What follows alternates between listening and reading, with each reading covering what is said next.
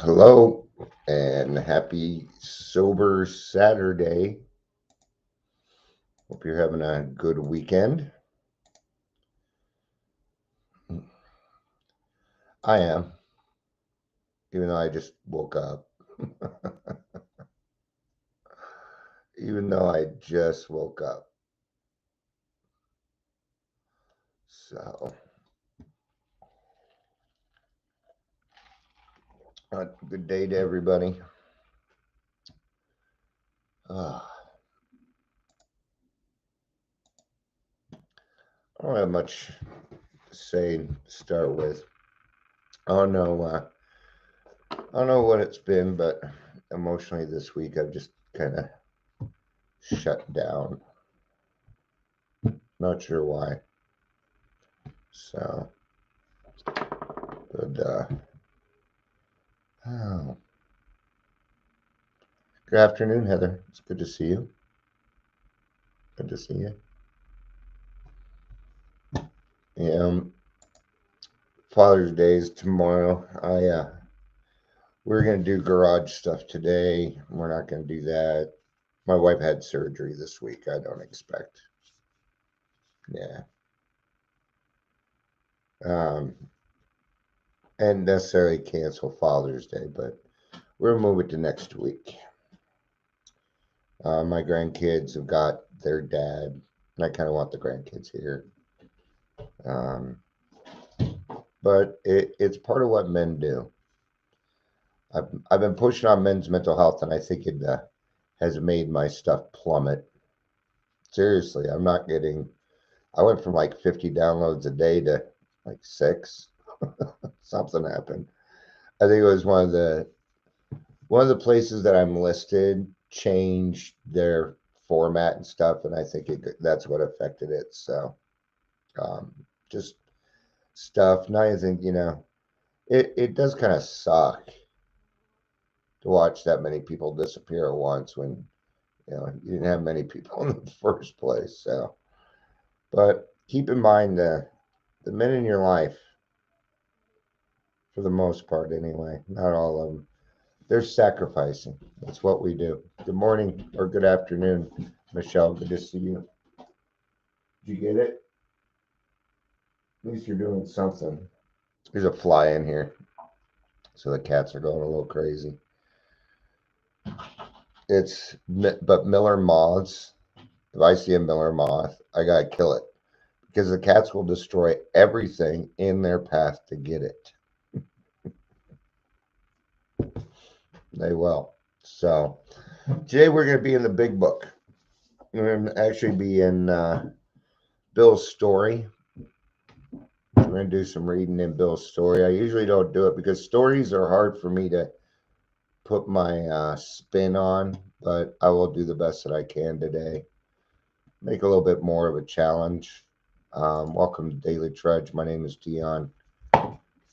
I'm going to be your host today, tomorrow, and the foreseeable future. If you're here, please say hello, whether watching the live or the rewatch. So we're going to be in the big book on page 14 is where we're going to start.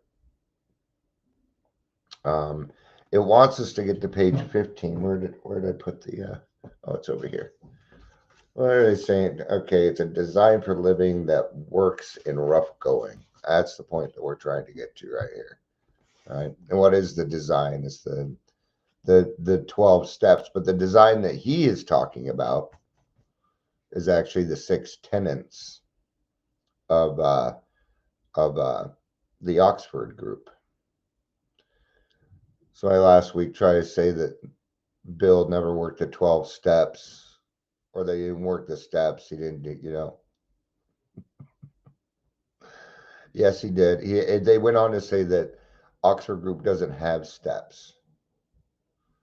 You know, it isn't true. I don't know why. A lot of times people go to meetings, they say shit just to start a fight. Just start a fight. So pick your battles. I did write to him. I sent something to him, a link, I'm like, these are their 6 steps. He's like, yeah, but that's not true. I'm like, okay, well, send me something. I'm open-minded. And he said, there's plenty of great information out there. You know what that means? It means he didn't research it. See, patterns don't lie. And that's a lie. That's just a bull-faced lie. All right. Something else is going on. That's okay too. I still see him in meetings. He never turns on his camera. That tells me something else too. They still get to be there. There was a name that was brought up in our group the other day. One of my sponsees brought it up. And this guy likes to stir the pot too. He's not a bad guy. He's all right. But I mean, he loves stir. Sometimes you get people, and I understand because I used to be that way, where I'm just looking for the bad in everything. It's hard for me to see the forest for the trees. I know what that's like.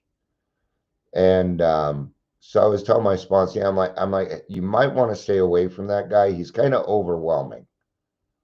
It means he has a lot. Been around the program for a little bit, so he does know his stuff, but he's fighting something. I'm not sure what it is. He calls me later and he says, I gave him the link to our group. I'm sorry. And I said, no, no, no, no, no. You did the right thing. Nobody said that he couldn't be a part of the group. Nah. Grassroots doesn't work that way. No, the only requirement for membership is a desire to stop drinking. And he's like, oh, I thought I did the wrong thing. I'm like, no, you did the exact right thing. Of course, you should invite him to our group. He's a person that, he got kicked out of a particular group, but I understand why. Honestly, I do. And I left that group out of frustration myself. So I know what happened. He called them out on it. They got mad. Now they've 86'd him from a Zoom group. But I was telling my sponsor, no, you did the right thing, man. You should give it to him. Everybody is welcome. There you go. Right? Said just because your sponsor has an opinion doesn't mean that they don't belong in our group. And he's like, okay, all right.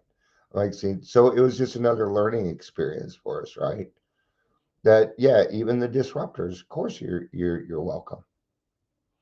Otherwise, I'll never be able to practice my patience, tolerance, kindliness, and love like the people did for me when I first came in. There we go. All right. So we're going to start at the top of page 14. Welcome everybody. It looks like we got 4 people here. That's been my big one. That's my big number all week. All right. Simple, but not easy. A price had to be paid. It met the self-destruction of self-centeredness. I must turn over in all things to the Father of the light who presides over us all. That would be Bill doing his step 3, right? Simple, but not easy. Life will probably get a little easier, but it's never going to necessarily be easy. Okay. And one day you will figure out how to combine calamity with serenity. Good afternoon, Chris. Good to see you, brother. All right. So it meant the destruction of self-centeredness, the old self, the destruction of my old self. My daughter did a live yesterday. She was talking about this right here. Yeah.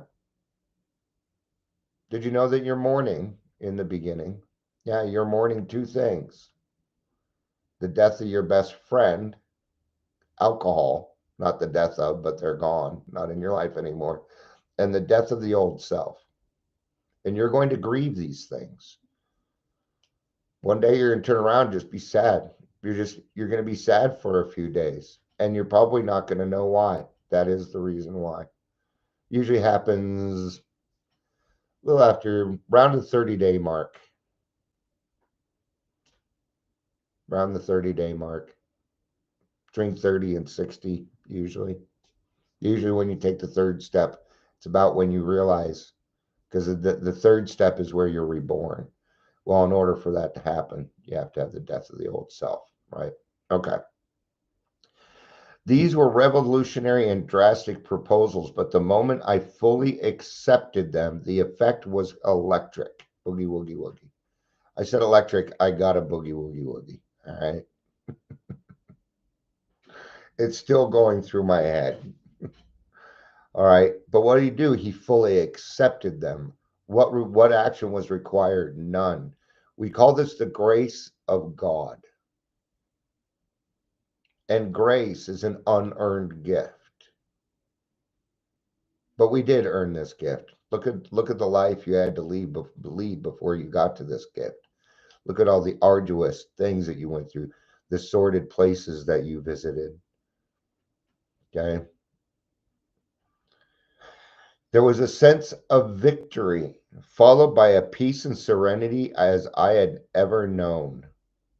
Okay. Bill is about to have a sudden spiritual experience. Remember that there are two types. Actually, there's a variety of spiritual experiences, and there was a book written by James something. I don't remember, but it's called Varieties of Religious Experiences, right? Well, his was sudden and electric.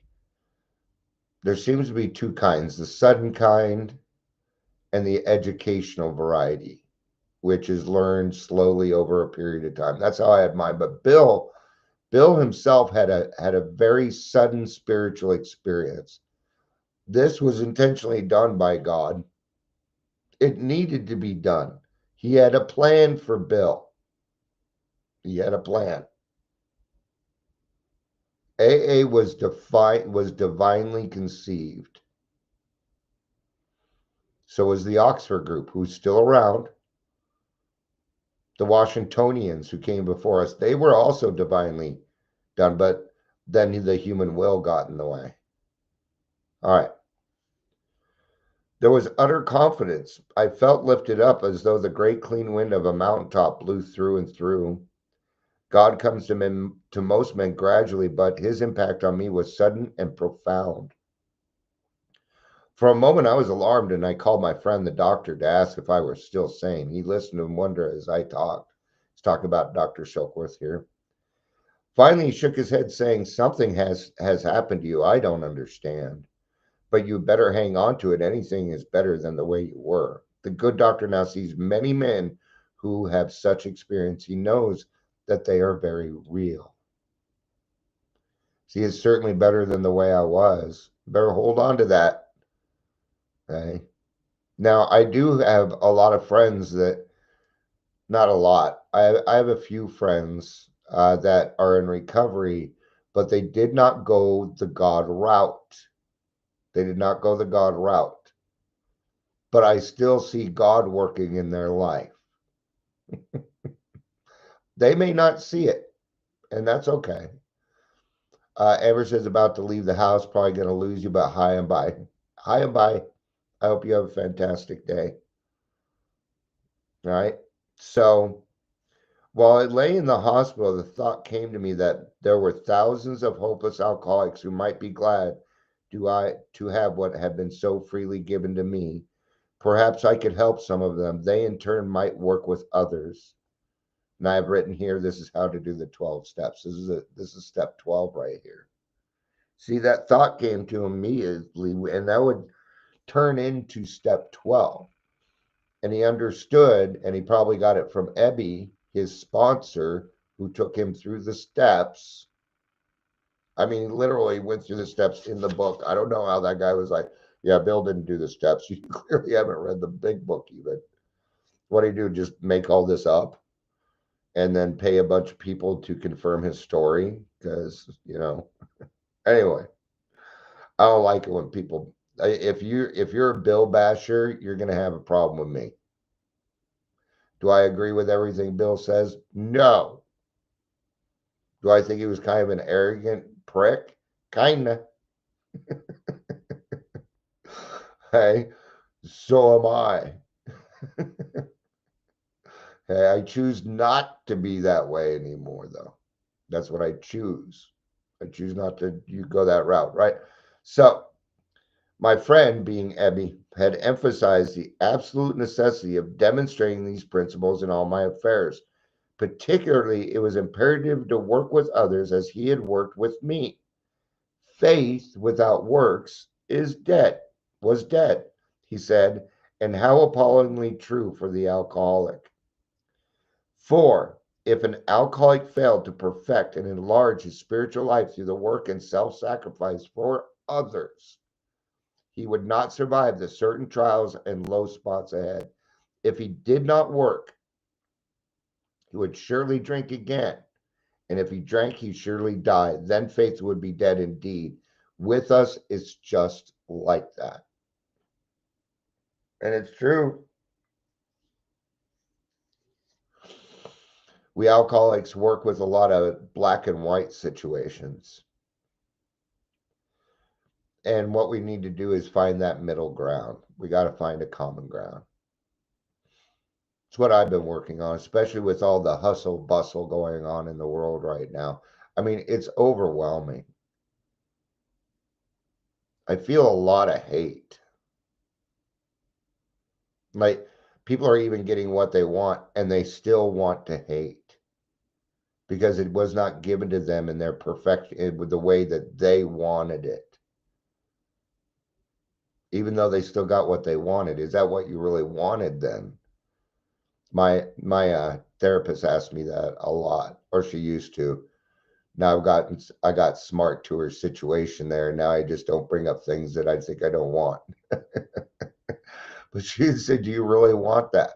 And I'd be like, "No, actually, I don't. I don't." Right. So, but like I was saying earlier, I have some friends that are in recovery, but they're atheist or agnostic. Okay. Now, I'm a believer of something. I believe that any recovery without a higher power is limited. I didn't say it isn't possible. Are these people happy? Sure. But eyes don't shine without faith, man. Eyes don't shine without faith. But I'm not going to argue with them either. No. Instead, what I do is I sit back and I enjoy the joyful parts of their life. I still see God working in their life. I do. But I don't bring it up. You know what I do? I say, good job. Good job. It's a heck of accomplishment. Why do I need to fight that? I don't need to force what I believe down other people's throats unless they want it. Meh. Okay. Right. But if I don't put in the work with helping other people, there's going to be days that suck and I'm not going to make it through those days. Okay. Life is highs and lows. Ugh. Sometimes it's in the middle. Right. But if I don't freely give away what was given to me, I can't keep it. It is the first paradox of the program. Actually, it's like the third paradox. The first one is total dependence upon it. Total independence is total dependence upon a higher power. That's the first one. In this case, it's probably the third or fourth one. I don't know how many paradoxes there are in AA. Let's find out. How many paradoxes are there in AA? 4. Surrender to win, giving away to keep, suffering to get well, and dying to live. Man, that's a daily trudge in and of itself, man. All right. So Bill, being the extremist, next he's like, my wife and I abandoned ourselves with enthusiasm to the idea of helping other alcoholics to a solution of their problems. It was fortunate for my old business associates remained skeptical for a year and a half, during which I found little work. I was not too well at the time and was plagued by waves of self-pity and resentment. This sometimes nearly drove me back to drink, but I soon found that when all other measures failed, work with another alcoholic would save the day. Many times I have gone to my old hospital in despair, and talking to a man there, I would be amazingly lifted up and set on my feet. It is a design for living that works in rough going. Now, things are a little different now. Doesn't quite work that way. Not like it used to. They don't let you go down to town hospital and just work on a drunk anymore. Used to be able to do it in the 90s, but anymore. No, no, no, no. And I can see why. I can see why people want their privacy, things like that. Detox is probably a better place. Reach out to your local detox. These are full of people that have their bachelor's degrees that are willing to seem to take any help that they can get. Nah, for the most part, unless it's Colorado, and then they just blow you off. That's okay. I'm working on West Pines. West Pines is going to have 2 detoxes over here. So now we might have three or four detoxes in Adams County. Now we're talking. Now we're talking. Now we're doing something. It's actually pretty exciting. West Pines did a good job of making some changes. Good on them, right? So this is a design that works in rough going. Not every day is, nowadays we say, butterflies and unicorn farts. Not all every day is rainbow. We can't always have our heads in the cloud. Our head in the clouds, right? See, God's people are on earth, and that's where we belong. Nothing wrong with a pink cloud. Enjoy it while you can. It's kind of like napping when you were a kid and your parents told you nap while you can. Yeah, same thing. All right. We commenced to make many fast friends, and a fellowship has grown up among us, of which is a wonderful thing to feel a part. The joy of living we really have, even under pressure and difficulty. I've seen hundreds of families set their feet in the path that really goes somewhere, have seen the most impossible domestic situations righted, feuds and bitterness of all sorts wiped out. Okay, now, if you listen to what he's saying, I have seen, I have seen, I have seen. That's what he is part of the program. It's one of the joys of the program of watching other people put their lives together right in front of you. That you know what's going to happen next for them. They don't know, but you get to watch the surprise as they realize that they are doing certain things, that they're doing the right thing, that they become trusted, that they become a working member of society again. It's a big deal. And I don't know about anybody else, but I fucking love watching it, especially when it's my own kids. Yeah.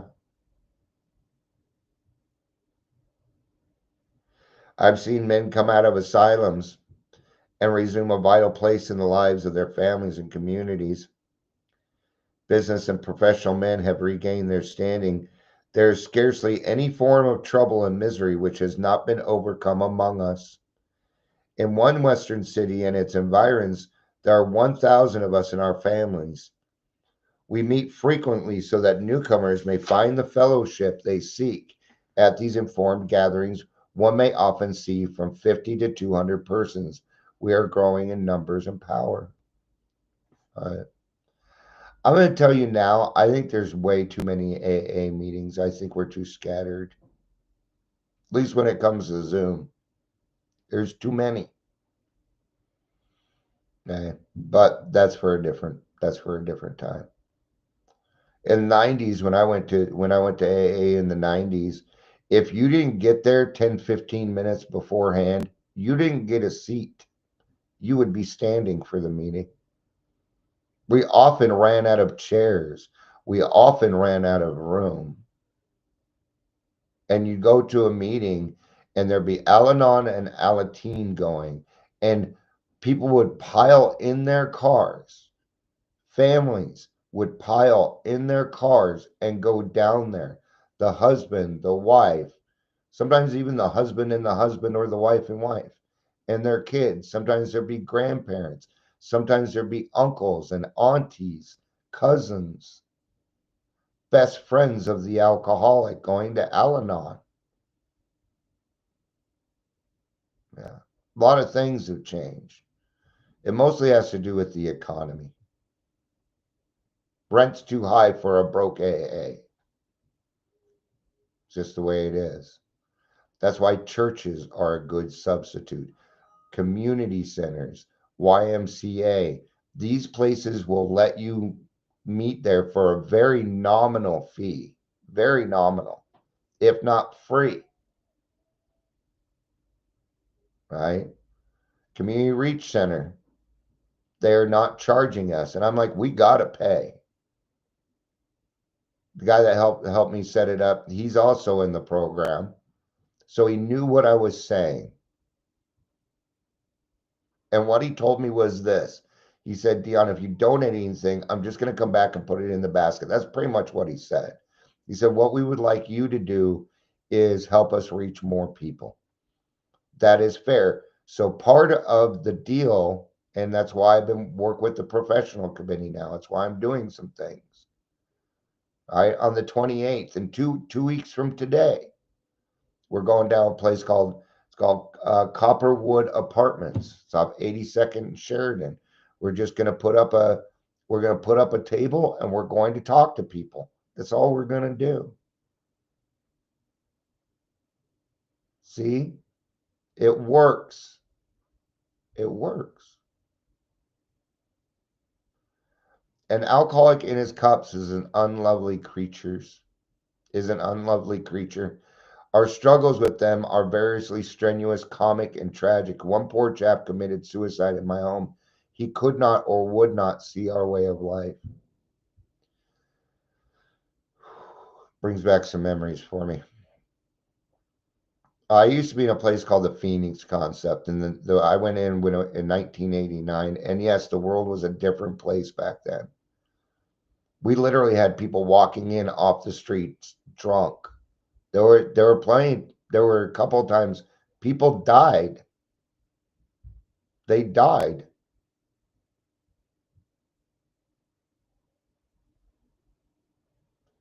There was one guy, he came in, and for a few weeks, this guy didn't even know his name. We had to feed him, we had to bathe him. Detox would not take him. They couldn't. They couldn't. They would have to have somebody watching him 24 hours a day. So we took turns overnight watching this guy, making sure that he was safe. He was, you know, and finally he came around. I think it took probably 3 weeks, maybe even a month. Turns out he owned like 3 or 4 of the major bars in downtown Denver, and that he was rich.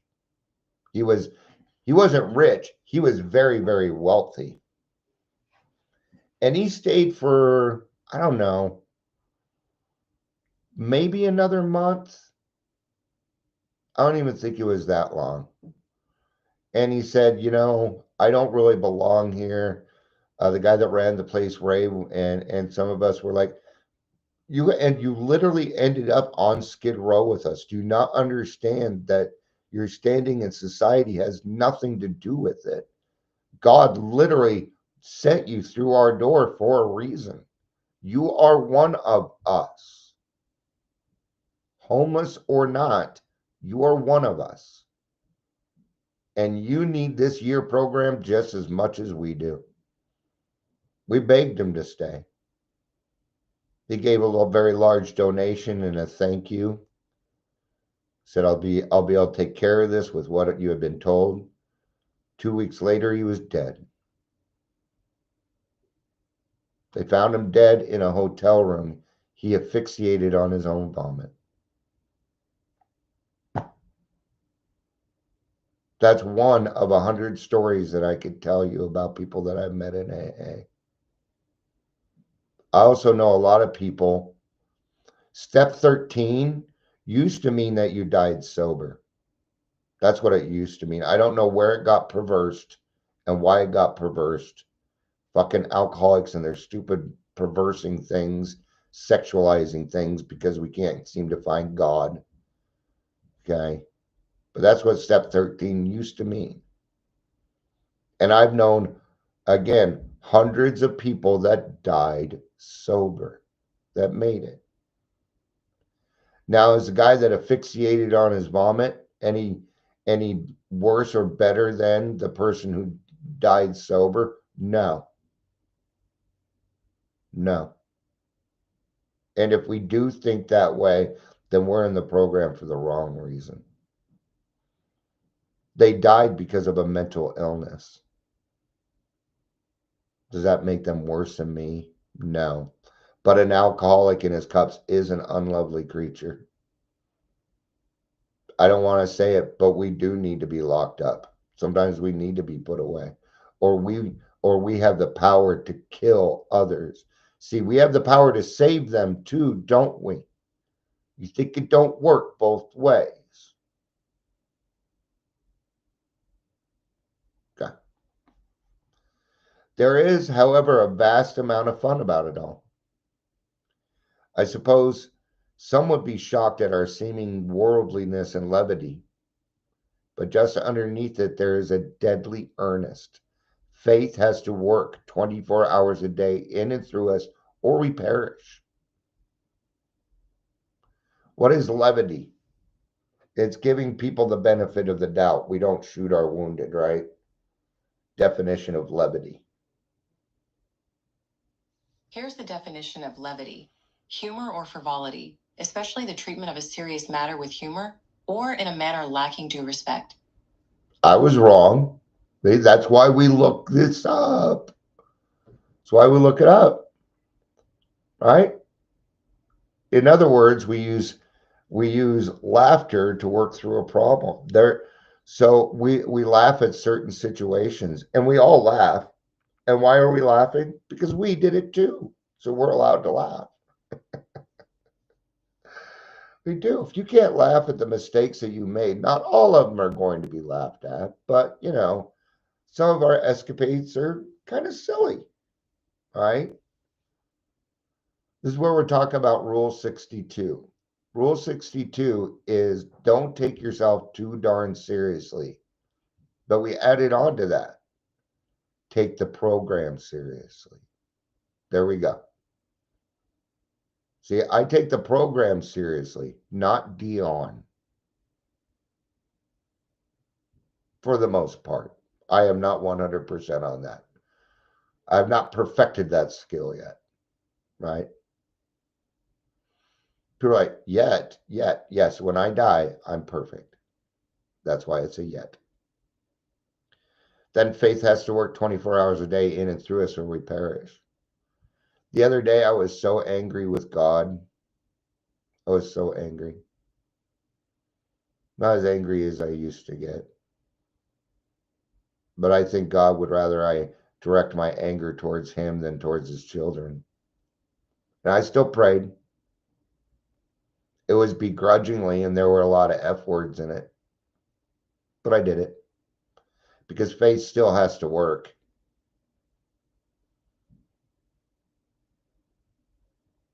Yeah. God gives me a lot of grace, man. I know that. He knows I'm going to get over it. He knows I'm going to work through that. Sometimes I forget that the problems that I have are learning experiences so I can help other people down the road. It almost always works out that way. Most of us feel we need to look no further for utopia. We have it with us right here and now. Each day, my friends, simple talk in our kitchen.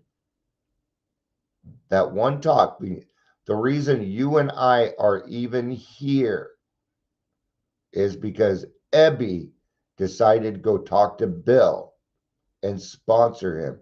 If Ebby didn't get in trouble, if Ebby was not sent to the Oxford group, we would not be here. If God did not divinely inspire Bill and Bob, we would not be here. There's a story, you'll hear about it in the book, and it talks about a man who went out on business. It was Bill. He went to Akron, Ohio on business. It failed. He was 6 months sober. He was 6 months sober. He didn't have enough, his business failed so bad, he didn't have enough money to pay for his hotel room. He goes back to the hotel and he can hear the bar. He can hear the cheerfulness, the laughter, the camaraderie in the bar, the clanking of the glasses, you guys know what I'm talking about. I can hear it in my head. Instead, there was a church directory in front of him, and he had a choice. This is where the power of choice becomes extremely powerful. And the choice was he either walks into the bar, has a drink, or he calls one of the churches on the church directory. He chose the church. And if he would not have done that, you and I would not be here. What did it require? What did it require? What did AA need to begin? Perfection. It couldn't be anything short of perfection or it would not work. Well, I only know of one way that's done, and it ain't from us human beings. Isn't that cool? And I'm sure there's even more things before that, situations that needed to happen. No human mind could have come up with that. Michelle says, I'm glad you remind us of Ebby because he gets a little credit for being the true start. Ebby was a member of Alcoholics Anonymous. He was Bill's sponsor. Not in the sense that we do sponsorship today. It was a little different. That's okay. So each day, my friend's simple little talk in our kitchen multiplies itself into a widening circle of peace on earth and goodwill to men. All right. So let's go back to today's daily reflection. Let's read it. When the going gets rough, it's a design for living that works in rough going. Alcoholics Anonymous, page 15. When I came to AA, I realized that AA worked wonderfully to help me keep sober. But could it work on real life problems not concerned with drinking? I had my doubts. Oh, okay. After being sober for more than 2 years, I got my answer. 2 years. Hey, it is what it is, right? I lost my job, developed physical problems. My diabetic father lost a leg, and someone I loved left me for another. All of this happened during a 2-week period. Ooh, ouch. Man, poor guy or girl. That sucks, right? Reality crashed in, yet AA was there to support, comfort, and strengthen me. The principles I had learned during my early days of society became a mainstay of my life. For not only did I come through, but I never stopped being able to help newcomers.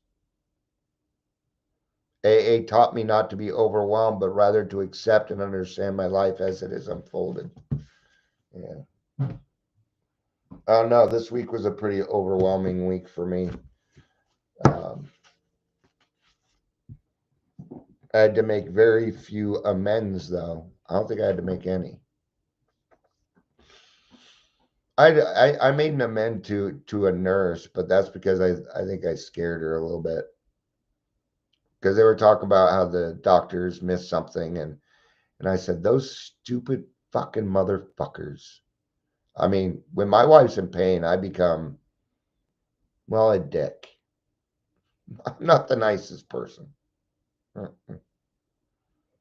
So it's one of those things I'm working on. But about 5 minutes later, I said, I apologize. I should not have said that out loud. I'm just frustrated because my wife is hurting. So I apologize that if I offended you or made you feel uncomfortable. which I probably didn't, but it doesn't matter. Still got to be taken care of. All right. All right. So what does it say? It says, work with another alcoholic always saves the day. It works when other activities fail. So don't even bother with the other activities. There you go. There you go. Oh, 1:15. I've got to meet a sponsee 1 minute ago. I always think it's at 2 o'clock. So yes, I gotta go. So thank you everybody for being here. I appreciate it. I love you. Peace out. And